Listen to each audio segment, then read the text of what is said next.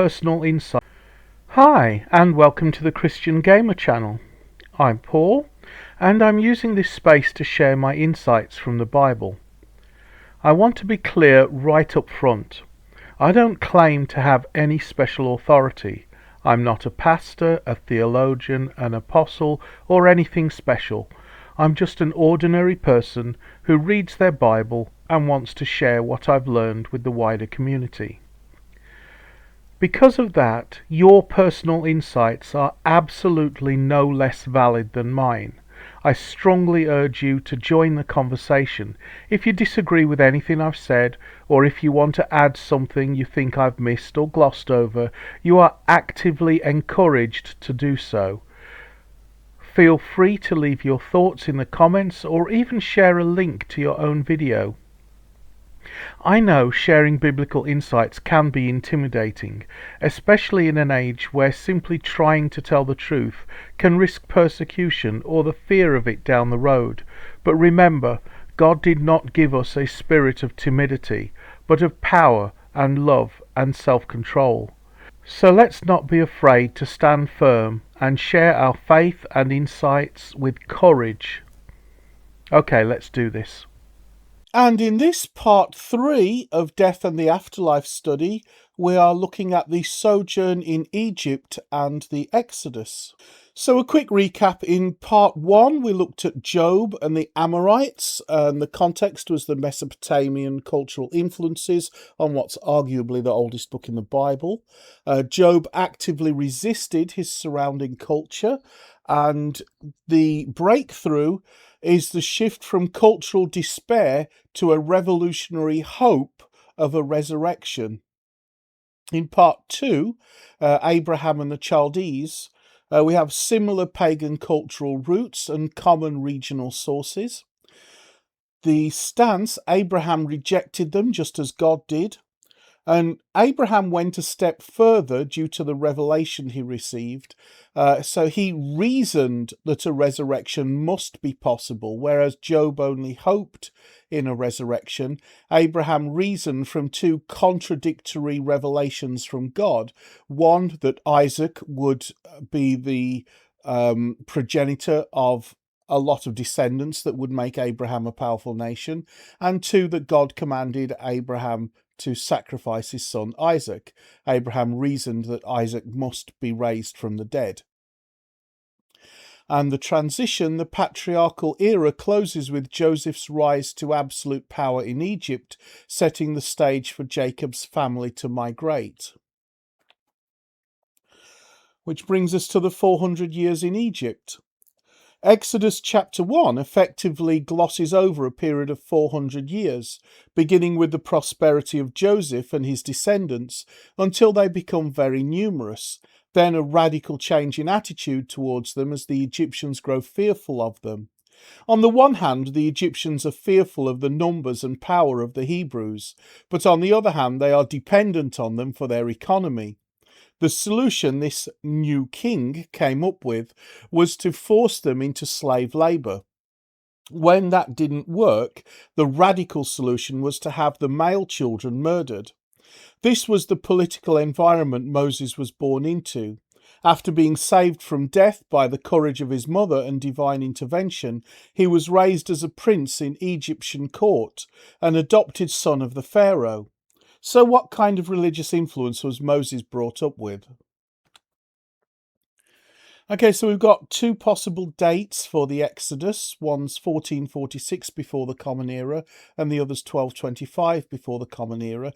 While the ancient Babylonian religion left the fate of the dead entirely dependent on whether their family remembered to feed them, ancient Egyptian religion introduced the concept of individual cosmic accountability. However, in the era of the early date for the Exodus, this was strictly a royal monopoly. Elite texts like the Amduat were painted only on pharaohs' tombs. That's only half true, sort of. In theory, other people could access the underworld and navigate it to get to the field of reeds, but In practice, it was still a closely guarded secret. So the pharaohs weren't really letting people have access to the underworld, even though the religion technically allowed it. So even centuries later, if we consider the 1225 before the Common Era Exodus date, when the Book of the Dead opened salvation up to ordinary people, in theory, it remained locked behind massive wealth barrier in practice. They were pumping out copies of the Book of the Dead with blank spaces for people to write their own names on, so that anyone who could afford the scrolls and the amulets could also get access to the field of reed. It was a big commercial industry at that time. However, for the poor, and especially for the Hebrew slaves, the expensive tools required to survive Egyptian judgment were completely out of reach. So ancient Egyptian religion circa 1446 or 1225 before the Common Era. The time period of Moses during the Exodus puts us in the New Kingdom. That New Kingdom spanned from 1550 to 1070 before the Common Era. During this time, we have a number of pharaohs. If we take the 1446 date, that lands us in the reign of Tutmos III, which is 1479 to 1425 before the Common Era. This includes his nominal reign during Hatshepsut's regency. His dates are anchored by the record of the Battle of Megiddo. If we take the 1225 before the Common Era date, that lands us in the reign of Rameses II, or Rameses the Great. That's 1279 to 1213 before the Common Era. The most secure anchor point of the New Kingdom. He ruled for 66 years. His dates are heavily backed by external Hittite, Assyrian, and astronomical data. Okay, so starting with the early date, that's 1446 before the Common Era. If you calculate the timeline strictly using biblical numbers, specifically 1 Kings 6:1, which states that the Exodus occurred exactly 480 years before Solomon began building the temple, that was in 966 before the Common Era, you land on an Exodus date of 1446 before the Common Era. Now we have a problem with that dating. Using the standard academic dating by Egyptologists, this puts us in the middle of the reign of Pharaoh Tutmos III. He was a firstborn son and a strong military tactician who won major victories. This date lines up well with the history and archaeology of Babylon, Assyria, and the Hittite Empire, but it creates a massive synchronization puzzle when we look at the Exodus story and what happened to the Pharaoh. So what does this mean for the biblical account? Because the standard low chronology pushes Amenhotep II past the 1446 before the Common Era mark, scholars who want to maintain the timeline are left with three choices. Shift the pharaoh, argue that Tutmos III was the pharaoh of the Exodus. Tutmos III was an absolute titan of military history who died in 1425 before the Common Era under the low chronology, but his firstborn son also predeceased him. Shift the biblical math, argue that the 480 years in 1 Kings is symbolic rather than literal maths, which moves the entire Exodus event forward into the 1200s before the Common Era to line up with Rameses II or Merneptah, or shift the translation. Some scholars point out that the Greek Septuagint reads 440 years instead of 480. Combining 440 years with the 967 before the Common Era temple construction date yields an Exodus date of 1407 before the Common Era, which lands squarely at the tail end of Amenhotep II's reign, even using the standard low chronology numbers. Egyptologists have low chronology and high chronology numbers where they're making estimates for dates, so it depends on whether you're estimating on the high end of the dates or the low end of the dates. A lot of academics tend to look for the middle ground between those two extremes. That's what we mean by low chronology and high chronology. It is a massive puzzle. You can have a perfect match with the biological data of the family tree, or a perfect match with modern Egyptian carbon and astronomical dating, but forcing them to align perfectly on the exact calendar year remains one of the toughest challenges in biblical archaeology. Pick whichever explanation you think works best, but I choose to keep an open mind. At my current level of knowledge, option 3 sounds best to me, but we have to accept the Septuagint numbers over the Masoretic text to make that work. So Amenhotep II, that's 1450 to 1425 before the Common Era. If we choose the Septuagint dating calculations, we place the Exodus at 1426 before the Common Era, right at the tail end of Amenhotep II's reign. So what's so special about this? Records show that Amenhotep II was the second son of the great warrior pharaoh Tutmos III. His older half-brother, Prince Amenemhet, was the designated crown prince, but mysteriously died or vanished from the records late in Tutmos III's reign, allowing Amenhotep II to take the throne. He would have therefore been immune to the 10th plague. Furthermore, his own firstborn son died during his reign, and the evidence is carved in stone. Amenhotep II was succeeded by his son Tutmos IV. However, Tutmos IV left behind one of the most famous pieces of political propaganda in the ancient world, the dream stele, a massive granite slab erected right between the paws of the Great Sphinx at Giza. Egyptologists universally agree the dream stele was carved because Tutmos IV was not the eldest son or the original crown prince. He needed divine justification to legitimize taking the throne. The true firstborn prince, Weben-Senu, died as a youth, and his mummy was found buried in Amenhotep II's tomb. Hang on though, isn't the pharaoh supposed to be in the sea? Not necessarily. It clearly states that Pharaoh's army and chariots were drowned in the sea, but it doesn't explicitly state that Pharaoh himself went into the sea with them. While he accompanied them for part of the journey, it doesn't state Pharaoh himself was drowned. Archaeological evidence in the form of Amenhotep II's mummy was discovered intact in tomb KV35, that's King's Valley 35, and historical records indicate he ruled for at least 26 years.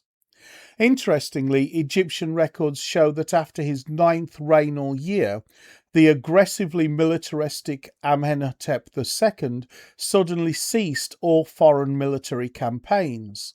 For Pharaoh, whose early career was defined by brutal conflicts, a sudden 15-year total cessation of military expansion fits the profile of a king who lost his entire chariot corps in a single day. While it doesn't prove anything, it's still an interesting observation. So the late date candidate, Rameses II or Merneptah, 13th century before the Common Era. The alternative camp links the Exodus to the 19th dynasty, specifically referencing Exodus 1:11, which states the Hebrew slaves built the cities of Pithom and Pi-Ramesses. Since the city of Pi-Ramesses was built by Rameses II or Rameses the Great, he is traditionally cast as the pharaoh of the Exodus. The succession records. Rameses II. He lived into his 90s and outlived his first 12 oldest sons. His firstborn, Amun-her-Khepeshef, died long before his father. Because Rameses lived so long, his eventual successor was his 13th son, Merneptah. Now, if Merneptah was the actual pharaoh of the Exodus, his own firstborn son also predeceased him. He was succeeded by Seti II, who was a younger son, Furthermore, Merneptah's famous victory monument, the Merneptah Stele, circa 1208 BCE, contains the oldest extra-biblical mention of Israel, stating Israel is wasted, its seed is not. So how reliable are the chronological calculations? Calculating these dates require balancing two completely separate calendar tracking systems, both of which possess structural margins of error. So the Egyptian chronology, high, middle and low tracks. Egyptian dating is reconstructed based on king lists like Manetho or the Turin Papyrus, and sporadic astronomical records tracking the rising of the star Sirius, the Sothic cycles. Because of gaps in the records and debates over whether certain pharaohs ruled jointly with their fathers, co-regencies, Egyptologists operate on three competing timelines: high chronology, middle chronology, which is the standard academic baseline, and low chronology. The margin of error for the New Kingdom, the Exodus era, is roughly plus or minus 10 to 20 years. This is tight enough to sequence dynasties reliably, but loose enough to make pinning a specific biblical event to an exact calendar year highly debatable. So how reliable are the chronological calculations? This is part 2. We're taking the biblical text now. The biblical chronology, literal versus generational. Scholars debate how to calculate the numbers within the Hebrew text itself. So we have the literal standard, taking 1 Kings 6:1 exactly as written, 966 before the Common Era, plus 480 years, equals 1446 before the Common Era. We should really say minus 480 years because we're dealing in negative numbers here, but anyway. The symbolic generational model. Many scholars note that in ancient Semitic literature, the number 40 represents a complete generation. To an ancient editor, 480 years might not mean a precise solar count, but rather an idiomatic expression for 12 idealized generations. 12 times 40 is 480. If the actual generation was closer to 25 years, 12 generations translates to roughly 300 years, pulling the Exodus forward directly into the 1260 before the Common Era realm of Rameses II.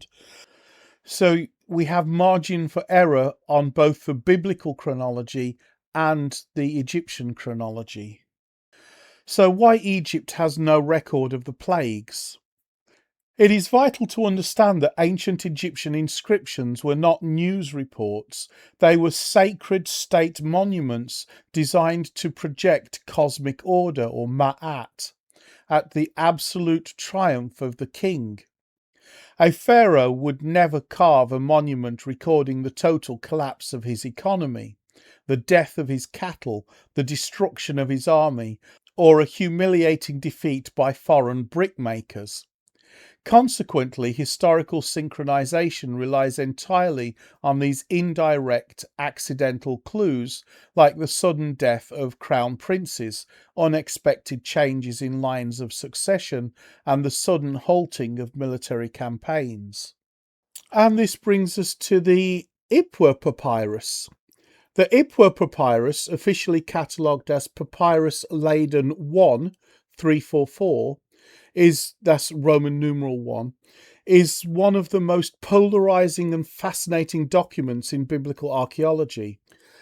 Discovered in Egypt and acquired by the Dutch National Museum of Antiquities in 1828, the papyrus contains a sweeping poem known as The Admonitions of an Egyptian Sage, written from the perspective of an Egyptian named Ipuwer. The text laments a total, terrifying collapse of Egyptian society. What makes it a staple of Exodus debates is its striking, vivid imagery of environmental disaster, societal inversion, and widespread death. Though mainstream Egyptologists debate its original composition date, the text's description of a nation undone by chaos sounds almost identical to the biblical account of the 10 plagues. When laid side by side, the descriptions of catastrophic ruin in the papyrus read like an eyewitness account of the events described in the book of Exodus. The Ipuwer papyrus: "The river is blood. As you drink of it, you drink from mankind and thirst for water." Ipuwer 2:10. And the Exodus: "All the waters that were in the river were turned to blood, and the Egyptians could not drink of the water of the river." Exodus 7:20-21. "Gates, columns, and walls are consumed by fire." Ipuwer 2:10. "The Lord sent thunder and hail, and the fire ran along upon the ground. There was hail and fire mingled with the hail." Exodus 9:23-24. "Trees are destroyed. No fruit or herbs are found." Ipuwer 6:1. "And the hail smote every herb of the field, and brake every tree of the field." Exodus 9:25. "He who places his brother in the ground is everywhere. Lamentation is throughout the land, mingled with wailing." Ipuwer 3:14. "And there shall be a great cry throughout all the land of Egypt, such as there was none like it." Exodus 11:6. "The children of princes are dashed against the walls. The desire of the country is dead." Ipuwer 5:6. "And it came to pass that at midnight the Lord smote all the firstborn in the land of Egypt, from the firstborn of Pharaoh." That's Exodus 12:29. "Gold and lapis lazuli, silver and turquoise are strung on the necks of female slaves." Ipuwer 3:2. "And they asked the Egyptians for jewels of silver and jewels of gold, and they spoiled the Egyptians." Exodus 12:35-36. Our academics are divided. Is this history or literary warning? Rather than a slam dunk proof that leaves no room for debate, the Ipuwer papyrus serves as an excellent window into ancient Near Eastern mind. Whether the papyrus is an actual eyewitness log of the plagues, or whether the plagues themselves were intentionally designed by God to manifest the exact ultimate chaos that Egyptians feared most in their own literature, one thing is certain: the imagery of the book of Exodus perfectly mirrors the authentic cultural psychology of ancient Egypt. So why the two dates are important? The earlier date, Amenhotep II, and the later date, Rameses II, straddle a massive shift in how Egyptian religious texts were controlled, while the general ideas of the soul's journey, judgment, and avoiding being eaten by a crocodile god remained constant. The revolutionary shift lay in who had access to the map.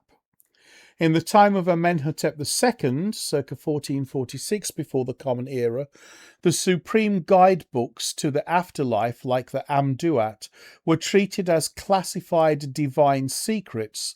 They were painted exclusively inside the hidden royal tombs.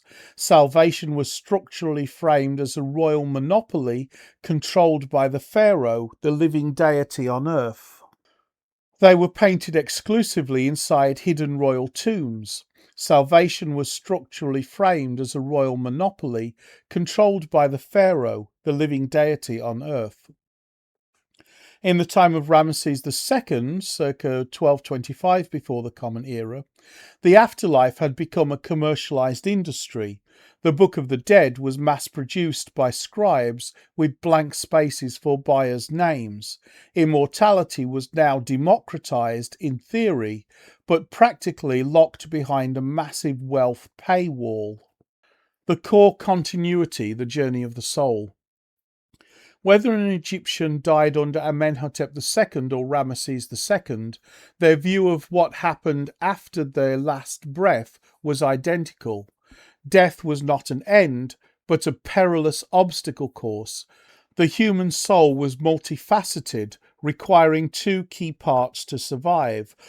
The ka, the life force or spiritual double, it remained anchored to the tomb and required physical food offerings or painted representations of food to avoid starving. The ba, the personality or mobile spirit, depicted as a human-headed bird. It could leave the tomb during the day to fly among the living, but had to return to reunite with the physical mummy every night. For these parts to fuse into an immortal glorified being, an Ak, or shining one, the deceased had to descend into the Duat, or the underworld, navigate monsters, and pass the ultimate trial, the weighing of the heart. Failing the test meant having your heart devoured by the crocodile-headed demon Amit, ceasing to exist. Passing meant entering paradise, the field of reeds, or the Aru. So the concept of a paradise after death. Ancient Egyptian mythology possessed the concept of the afterlife that depended on how you lived your life on earth. In the early days of the Old Kingdom, only the pharaoh could navigate the underworld and achieve divine immortality. This aligned with the broader ancient Middle Eastern view that the divine realm of the dead was strictly barred to ordinary mortals whose death was permanent. During the democratization of the afterlife, which was in the First Intermediate Period and Middle Kingdom, circa 2181 to 1650 before the Common Era, this theology shifted. In theory, immortality and paradise became accessible to anyone who could pass the weighing of the heart against the feather of Ma'at, or truth, in the Hall of Judgment. Despite this theological shift occurring prior to the Exodus, the practical reality remained highly exclusive. During the reign of Amenhotep II, the early Exodus date, the average Egyptian remained completely unaware of these mysteries. The magical formulae for successfully navigating the afterlife, such as the Amduat, were closely guarded royal secrets painted exclusively on the walls of hidden royal tombs in the Valley of the Kings, entirely inaccessible to the public. By the time of Rameses II, the late Exodus date, however, the Book of the Dead had become a highly commercialized industry. Scribes mass-produced papyrus scrolls and amulets for anyone who could pay. Yet this commercial price tag still made a successful passage into the afterlife functionally impossible for poor Egyptians and Hebrew slaves, keeping salvation locked behind a wealth barrier. Which brings us to the field of reeds, the Aru. The Egyptians loved their earthly life, along with the Nile, so deeply that their version of heaven was simply a flawless, eternal version of it. The geography. It was envisioned as a vast delta-like archipelago intersecting with endless streams, lush marshes, and towering fields of barley and emmer wheat. No hardships or blight. In this realm, the Nile never failed to flood correctly. Crops grew to impossible heights. Some texts described wheat growing taller than a man.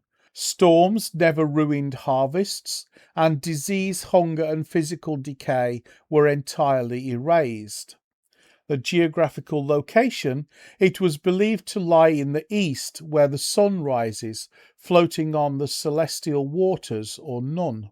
A daily life in Aru, a perfected continuation. When a soul entered the field of reeds, they did not sit on thrones or float aimlessly.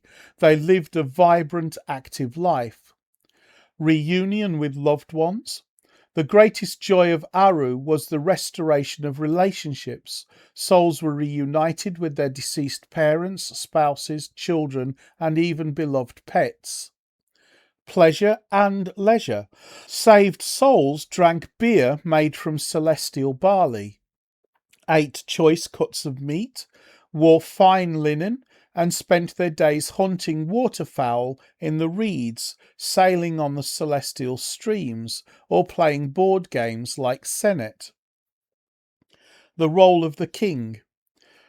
The realm was ruled over by Osiris, the lord of the dead, who ensured eternal justice and order, Ma'at, prevailed. Working in paradise, the Ushapti. Because Aru was a mirror of Egypt, it still required agricultural maintenance.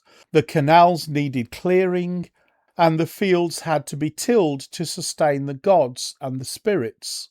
To ensure that wealthy or high status individuals didn't have to spend eternity doing hard manual labour, Egyptian burial practices evolved a brilliant workaround: Ushapti figurines.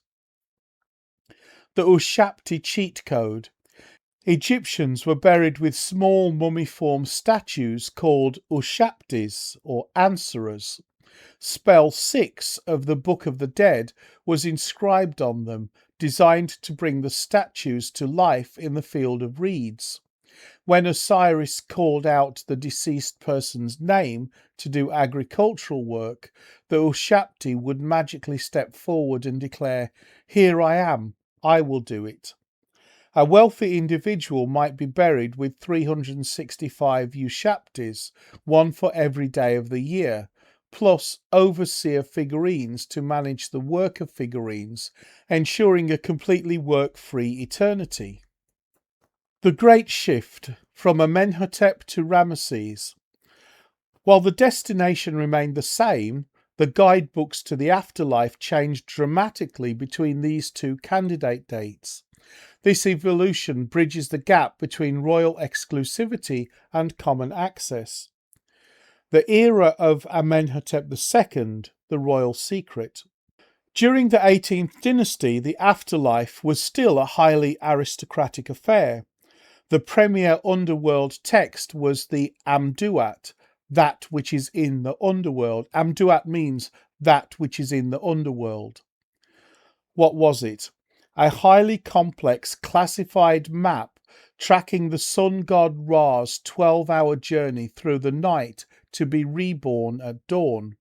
And the restriction: the Amduat was strictly reserved for pharaohs and the highest royal elites.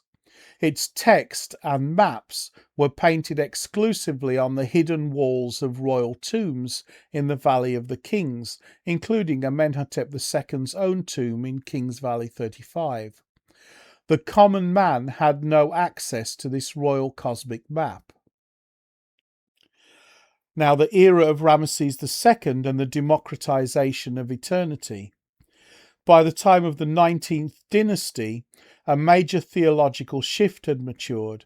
The royal maps were synthesized into what we know today as the Book of the Dead, properly titled The Book of Coming Forth by Day. What was it?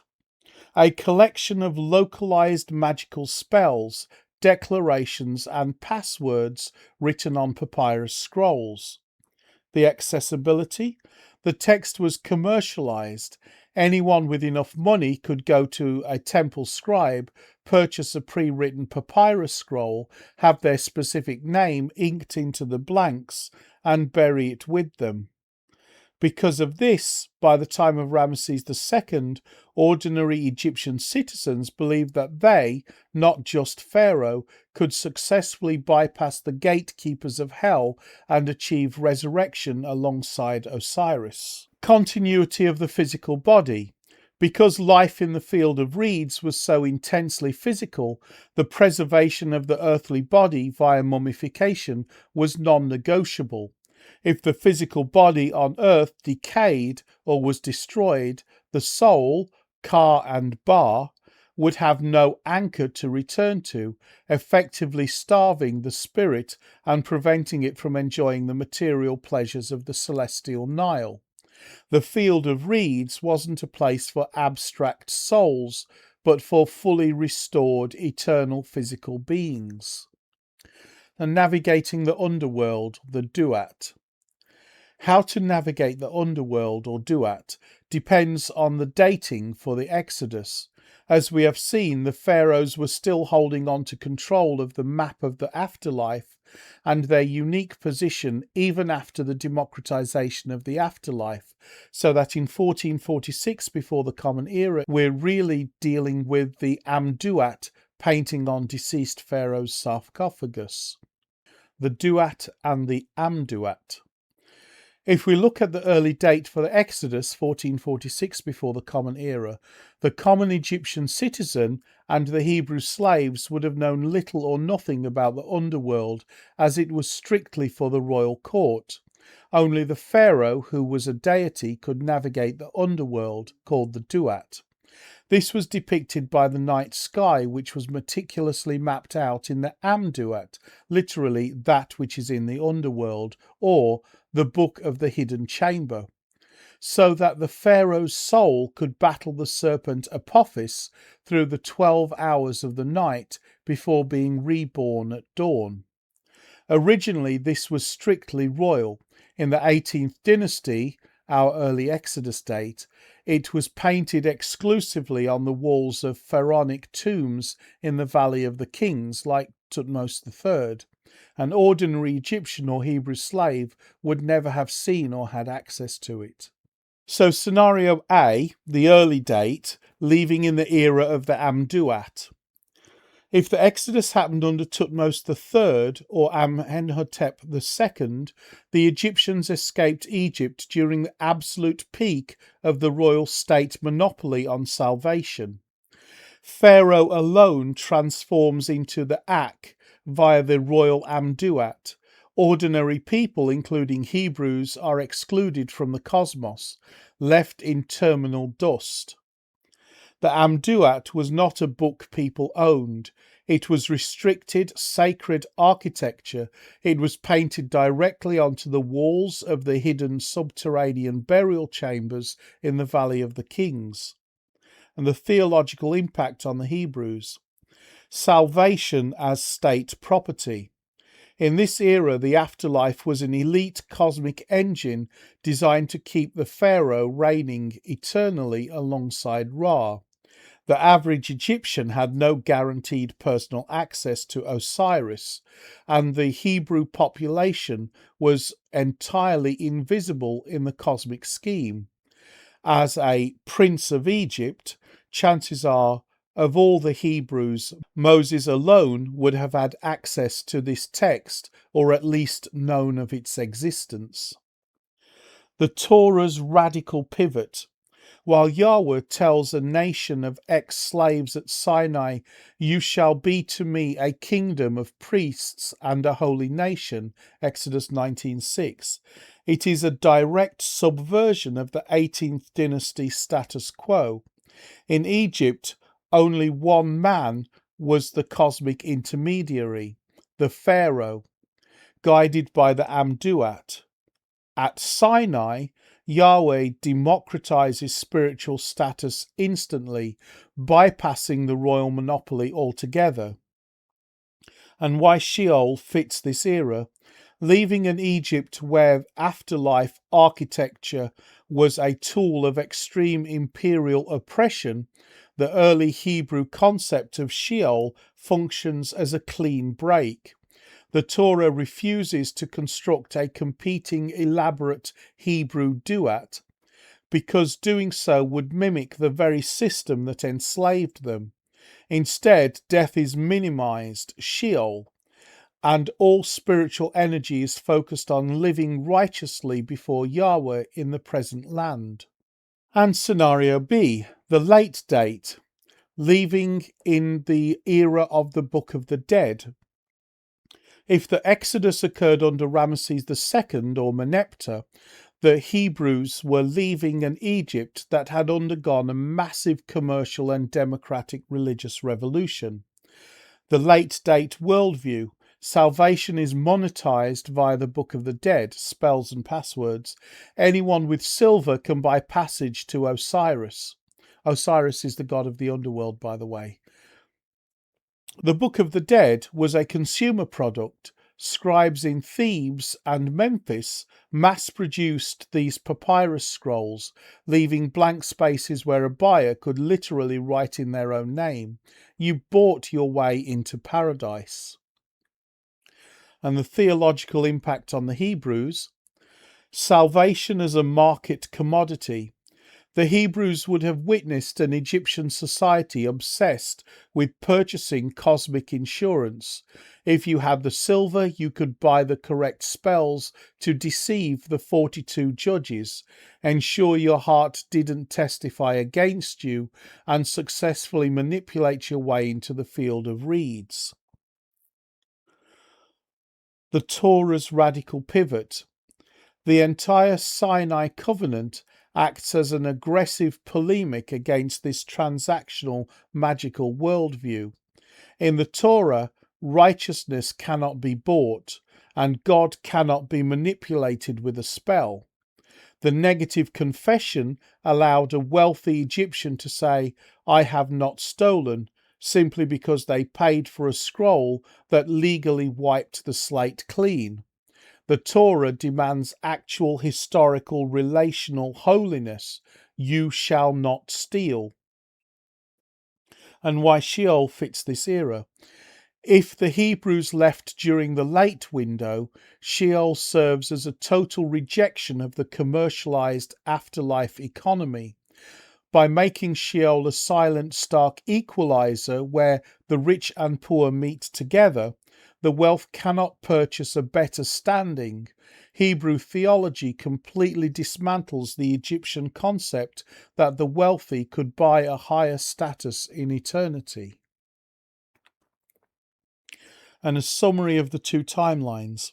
If the Hebrews left early, they left an Egypt where salvation was locked inside the Pharaoh's private tomb walls through the royal Amduat.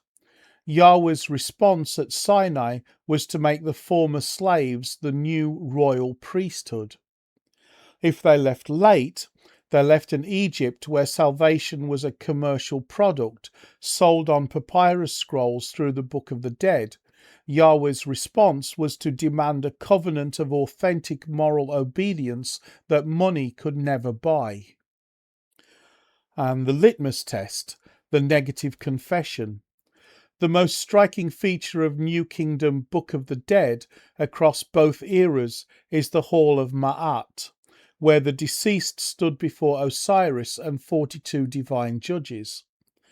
Before their heart was weighed against the feather of truth, the deceased had to recite the negative confession, Papyrus of Ani, spell 125. Notice the similarities and differences between the negative confession and the Mosaic law given to Israel at Mount Sinai. Okay, so the striking similarities. The Egyptian negative confession in the New Kingdom: I have not stolen, I have not slain man or woman, I have not told lies, I have not depleted the loaves of the gods. And the Hebrew Decalogue, or 10 Commandments, which is Exodus 20 and Deuteronomy 5. Thou shalt not steal, thou shalt not murder, thou shalt not bear false witness, and rules regarding the tabernacle and showbread sanctity. And then we have the striking differences.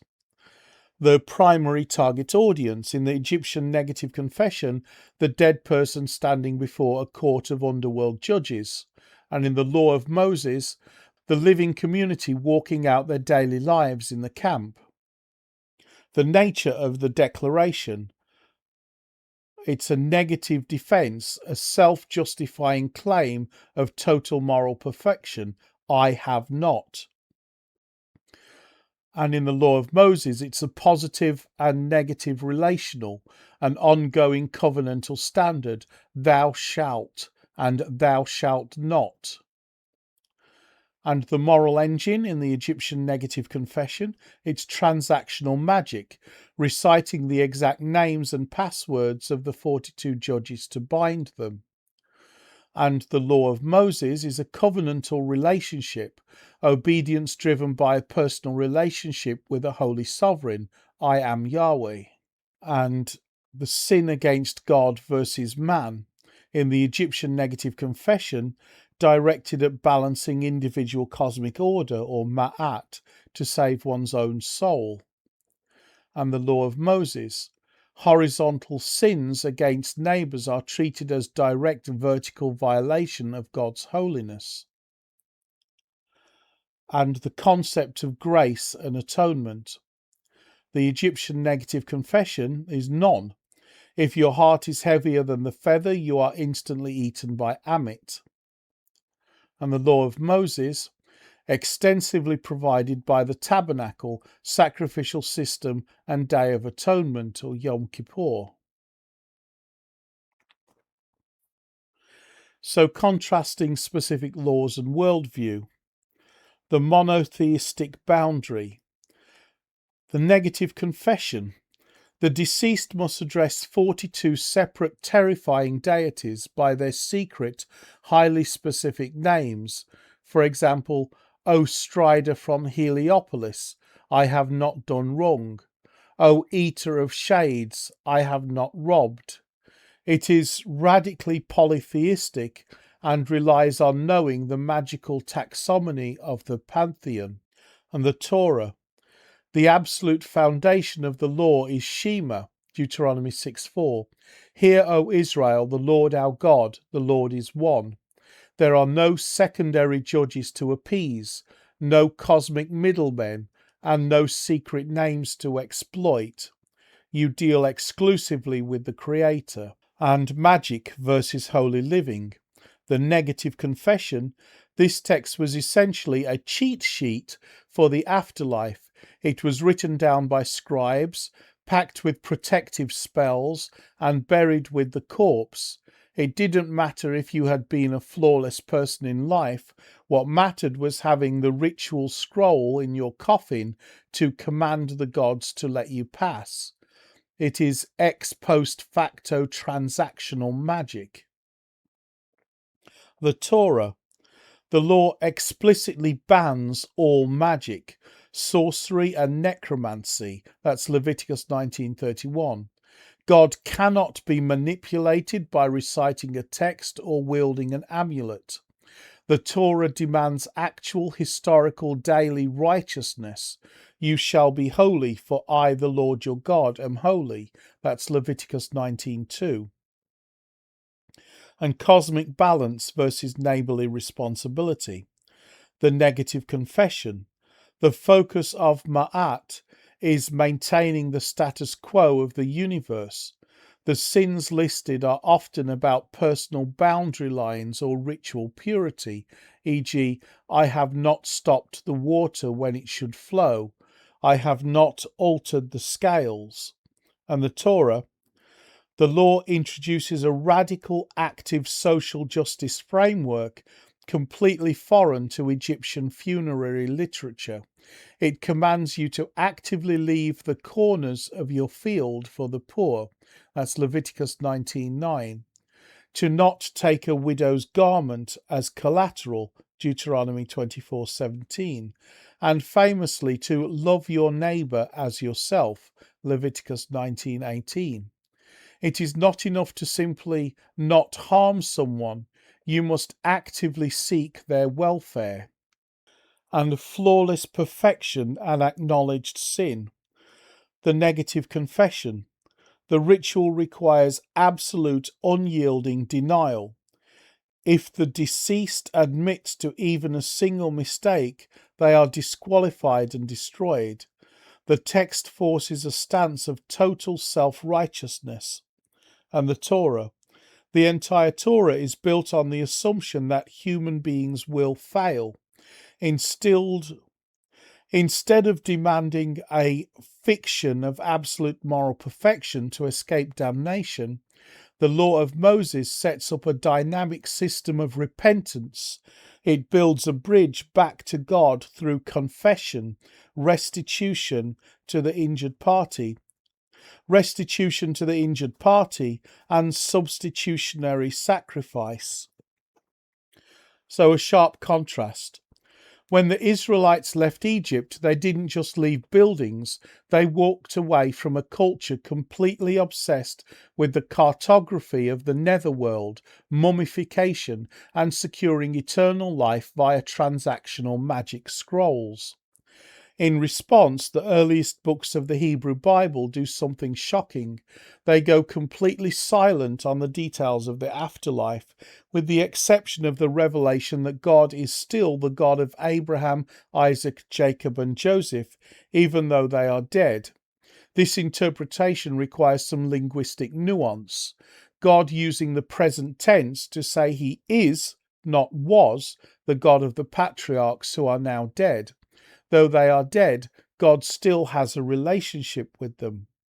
While Egypt spent centuries mapping every hour of the night and cataloguing the names of underworld demons, the Torah pulls Israel's focus entirely to this life: holiness in the camp, justice in the gates, and obedience to Yahweh now. The realm of the dead is reduced in early Hebrew thought to a shadowy, silent, non-functional holding space called Sheol, a dark, deliberate theological rebellion against the elaborate scroll-purchased eternity of the Egyptian Nile. Any hope for a resurrection doesn't lie in memorizing spells or buying parchments, but in having a relationship with the God who created us in the first place. So that brings us to the concept of a resurrection. In Egyptian mythology, the ultimate hope lay in navigating a complex underworld to be joined with Osiris, becoming a celestial shining one, or Ak, in paradise. In the Torah, there is no explicit, overt promise of an afterlife resurrection. However, there are profound, coded revelations that later biblical writers and rabbis interpreted as a clear foundation for it. So we have the burning bush in Exodus 3:6. God declares, "I am the God of your father or fathers, the God of Abraham, the God of Isaac, and the God of Jacob." Structurally, God does not say he was the God of these men, but that he is currently their God, implying a relationship that transcends physical death. This is the exact grammatical point Jesus uses centuries later in Matthew 22:32 to silence his critics. And the Song of Moses, Deuteronomy 32:39. I put to death and I bring to life. I have wounded and I will heal. And the poetic parallelism here, Moses pairs I wound with I heal, restoring a broken physical body. By strict poetic parallelism, pairing I kill with I bring to life implies reversing the state of death itself. The Talmud, Sanhedrin 91b, explicitly cites this verse as a proof text for the resurrection, noting that just as healing happens to the exact same person who was wounded, being made alive happens to the exact same person who was killed. So the complete overturning of Egyptian mythology. The 10 plagues were far more than a physical disaster. They were a systematic divine execution of the Egyptian worldview. By turning the Nile to blood, fracturing Egyptian society, and striking the firstborn, Yahweh proved that the Pharaoh God-King was an absolute fraud. If Pharaoh could not even protect his own son, how could he protect Egypt from the wrath of the living God? In the revelation of the Torah, we witness a profound total inversion of the Egyptian religious order. Egypt offered an elite, hidden, commercialized monopoly on life and death. The Torah introduces a God who breaks the chains of systemic oppression and gives his covenant truth directly to the broken, the slave, and the ordinary person. This brings us to Deuteronomy 30, verses 11 to 14. The King James Version reads, "For this commandment which I command thee this day, it is not hidden from thee, neither is it far off. It is not in heaven, that thou shouldst say, Who shall go up for us to heaven, and bring it unto us, that we may hear it, and do it? Neither is it beyond the sea, that thou shouldst say, Who shall go over the sea for us, and bring it to us, that we may hear it, and do it? But the word is very nigh unto thee, in thy mouth and in thy heart, that thou mayest do it." And the New International Version reads, "Now what I am commanding you today is not too difficult for you or beyond your reach. It is not up in heaven, so that you have to ask, Who will ascend into heaven to get it and proclaim it to us, so we may obey it? Nor is it beyond the sea, so that you have to ask, Who will cross the sea to get it and proclaim it to us, so we may obey it? No, the word is very near you, in your mouth and in your heart, so you may obey it." And the English Standard Version reads, "For this commandment that I command you today is not too hard for you, neither is it far off. It is not in heaven, that you should say, Who will ascend to heaven for us and bring it to us, that we may hear and do it? Neither is it beyond the sea, that you should say, Who will go over the sea for us and bring it to us, that we may hear it and do it? But the word is very near you. It is in your mouth and in your heart, so that you can do it." So this passage hits different when we know this. Historians often talk about Egypt democratizing the afterlife by the time of the Exodus. Don't let that academic term fool you. For a Hebrew slave, the afterlife was either a classified royal secret or a commercial commodity they could never hope to afford. When God brings his people to Sinai, he completely smashes this rigged system. By stark contrast to the Egyptian paywall, Yahweh places his word in your mouth and in your heart so that you can do it. The secret to life, transformation, and covenant relationship is given by God freely to everyone, from the greatest elder to the lowest former slave. Now, what I find inspiring, the thing I love about the Exodus story is just how politically absurd it is. If this were a human myth designed to celebrate a national hero, the plot would look completely different. So the human strategy, human wisdom would tell Moses to play the long game. Keep your head down, master palace politics, and climb the ranks of the world's greatest superpower. From a position of absolute strength, he could have freed the Hebrews legitimately, using Egypt's military, and escort them straight to the promised land. Moses could have been celebrated as a masterful statesman and worshipped as a living God king. The human failure. Why choose the hard route? Because Moses was a man of integrity who refused to look away from suffering, even for the time it took to climb a dynastic ladder. Because of that raw integrity, he blew his worldly advantages to pieces, becoming a wanted murderer hiding in the dirt of Midian. And the divine purpose. But that is exactly why the one true God could use him. When Moses finally stood before Pharaoh, he had no palace standing, no military rank, and no silver to leverage. God chose the weak path so that nobody could ever say Moses freed his people. God alone shattered the chains of Egypt. And the pastoral takeaway. How often do we stall out in life, waiting until we feel strong enough, skilled enough, or successful enough to do something for God? We try to master the world's game before we step out in faith. But God isn't looking for our strength. He is looking for our availability. When we step out of our comfort zones into our own weaknesses, we finally make room for His power to be made manifest. So next week, we head back to the Promised Land after a relatively brief sojourn in the desert. We will examine the intense religious and cultural landscape of the surrounding nations, the Kenites, the Kenizzites, the Canaanites, Hittites, Perizzites, Rephaites, Amorites, Canaanites, Girgashites, and Jebusites. This is where our deep dive into the ancient views of death and the afterlife will take a very dark and disturbing turn. Be warned.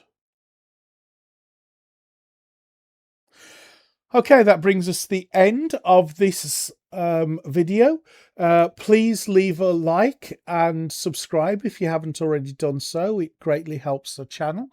And also, if there's anything you feel I've glossed over, if there's any mistakes I've made, and I am really prone to making mistakes, please leave a comment. It will help other people who are watching these videos. And I will look forward to seeing you in the next video.